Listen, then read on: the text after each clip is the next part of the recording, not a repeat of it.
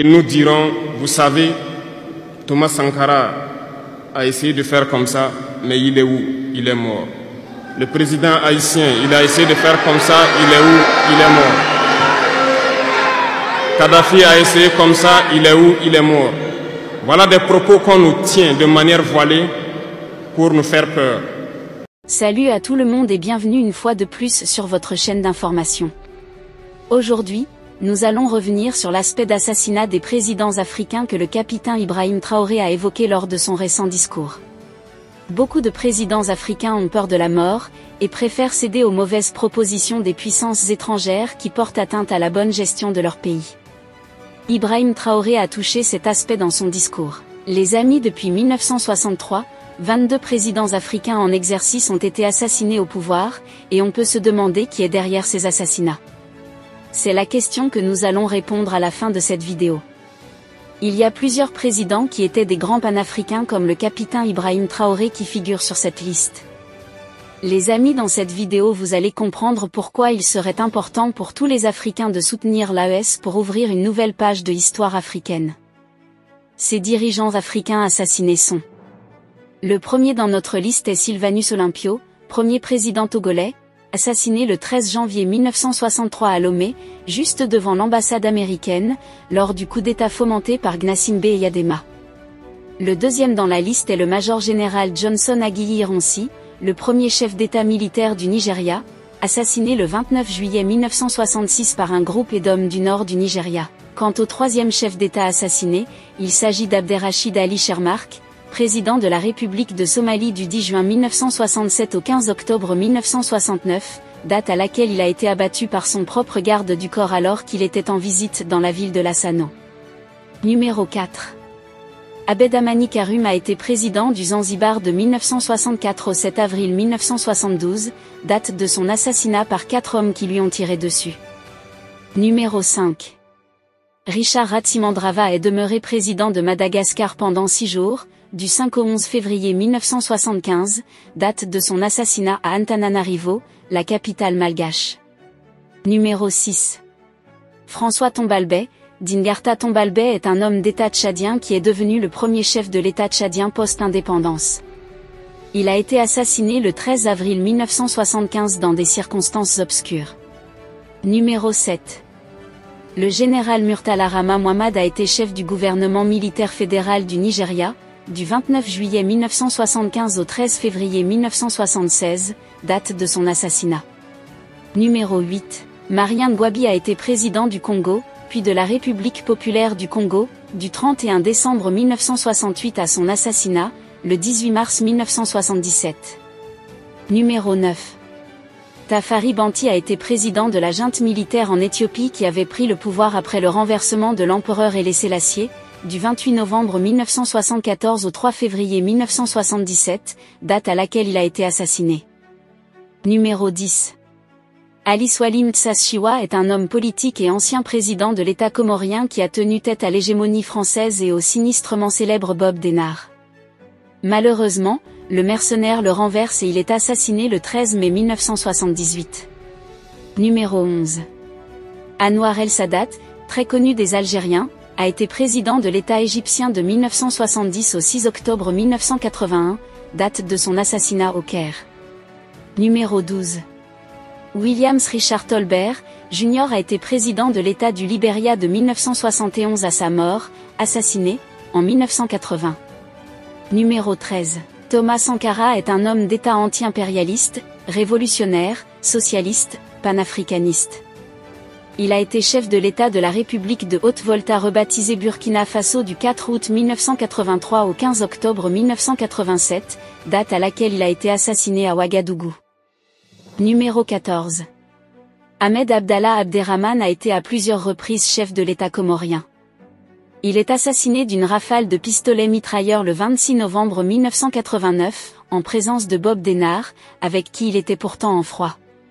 Numéro 15. Samuel Kanyongo est mort assassiné le 9 septembre 1990 à Monrovia.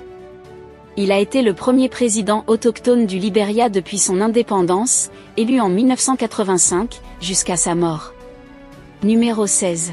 Mohamed Boudiaf, dont l'histoire est connue de tous les Algériens, a été assassiné le 29 juin 1992, un assassinat qui demeure à ce jour inexpliqué, malgré l'arrestation de l'auteur principal et sa condamnation. Mohamed Boudiaf a été président du Haut Comité d'État du 16 janvier 1992 jusqu'au jour de son assassinat. Numéro 17.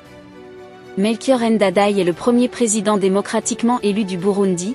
Il est investi le 10 juillet 1993 et ne tint que 102 jours au pouvoir puisqu'il a été assassiné lors d'un coup d'État, le 21 octobre de la même année. Numéro 18. Cyprien Ntaryamira, lui aussi n'est resté que pendant une courte durée au pouvoir, juste 2 mois, puisqu'il a été élu président du Burundi le 5 février 1994 et a été assassiné le 6 avril 1994 à Kigali. Numéro 19. Juvenal Habyarimana a été le président du Rwanda de 1973 au 6 avril 1994, lors d'un attentat. Numéro 19. Ibrahim Baremenassara, président du Niger de 1996 au 9 avril 1999, date de son assassinat lors d'un coup d'État. Numéro 20. Laurent Désiré Kabila a été président de la République démocratique du Congo de mai 1997 à janvier 2001, date de son assassinat. Numéro 21. Mouammar Kadhafi, président et guide libyen, grand panafricaniste, assassiné en 2011. Chers abonnés, la raison la plus grande, c'est que la plupart de ces présidents ont refusé d'être des marionnettes de puissances occidentales et ont voulu sortir du giron de l'Hexagone qui pillait les richesses, des pays africains sur lesquels ils avaient une mainmise de manière éhontée. Les documents, qui foisonnent un peu partout, expliquent la manière dont ont été menés ces assassinats pour lesquels ces puissances ont armé des mains de traîtres qu'ils ont manipulés par la suite pour continuer le pillage des richesses de ces pays. Le dernier en date, et 22e président à avoir été assassiné est le président tchadien Idriss Déby, car il a osé vouloir voler de ses propres ailes.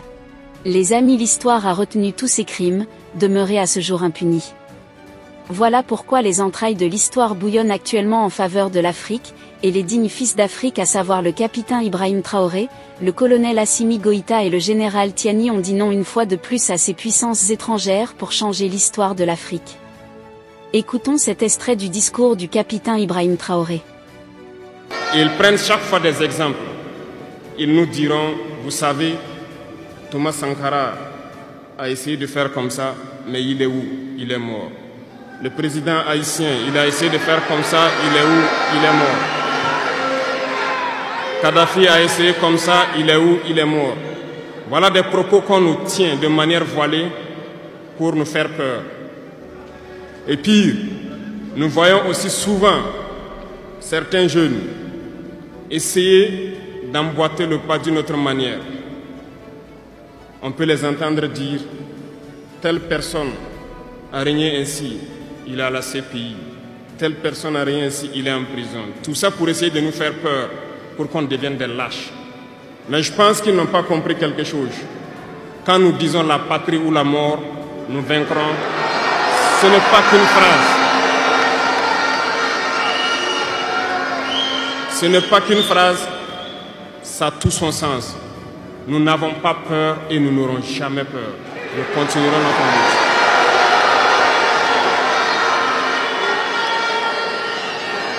Ils ont fait peur sûrement à beaucoup de chefs d'État africains. Vous voyez, souvent quand on s'exprime ou lorsqu'on a l'occasion d'être dans certaines situations à l'extérieur, nous tenons souvent des propos pour interpeller les chefs d'État africains pour qu'on se réveille, prendre soin de notre jeunesse pour pouvoir amorcer notre développement réel. Nous sommes souvent mal compris. Certains ont riposté publiquement à nos propos parce qu'ils se sentent indexés.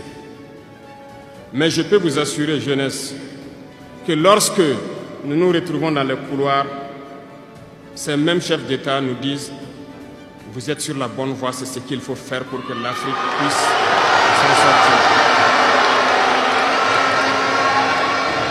Alors,